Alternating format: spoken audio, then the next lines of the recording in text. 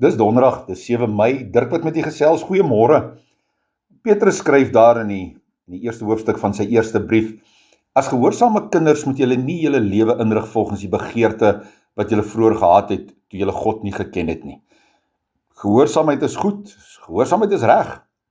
Of dit nou 'n hond is wat sy baas gehoorsaam, 'n kind sy ouers, 'n volwassene sy meerdere, of die wind en die branders van die see van Galilea wat Jesus gehoorsaam.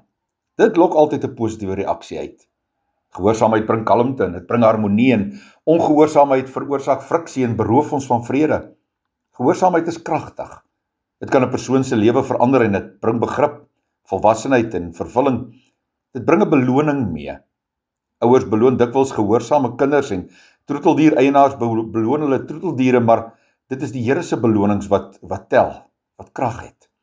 In Deuteronomium 28 lees ons van al die seëninge wat God beloof aan diegene wat aan hom gehoorsaam is, insluitend die belofte om hulle die kop en nie die ster te maak nie. Die grootste seëning is egter om te weet dat God omgee en dat hy in 'n verhouding met ons wil wees. Desnieteenstaande, gehoorsaamheid is selde 'n gewilde konsep. Dit word dikwels gesien as 'n las wat al ons regte gaan wegneem en ons plesier gaan belemmer, maar in werklikheid om God se gebooie te ignoreer, lei tot ellende en twis en beroof ons van vrede en selfrespek. Adam en Eva is in die tuin van Eden deur die duiwel verlei en hulle het vir God weggekruip. Wel, ons doen dit ook. Dit belemmer ons groei in genade. Petrus praat met diegene wat uitverkies is om aan hom gehoorsaam te wees, sê in vers 2.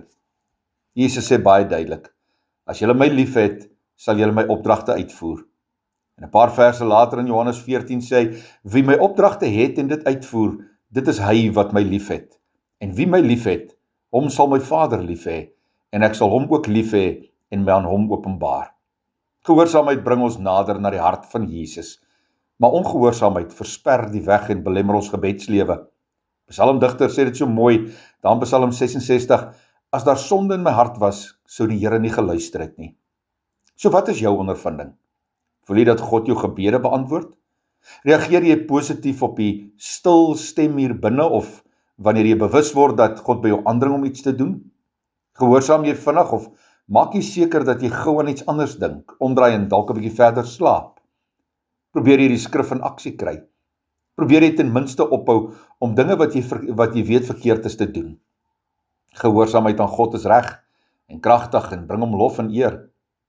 Die wind en die branders het Jesus gehoorsaam. Moet ons nie ook aan hom maar gehoorsaam wees nie? Vader, U is Here van die ganse skepping en tog vind ek dit moeilik om selfs die kleinste van U opdragte te gehoorsaam. Help my om vandag, selfs as dit moeilik is, U te gehoorsaam. Amen.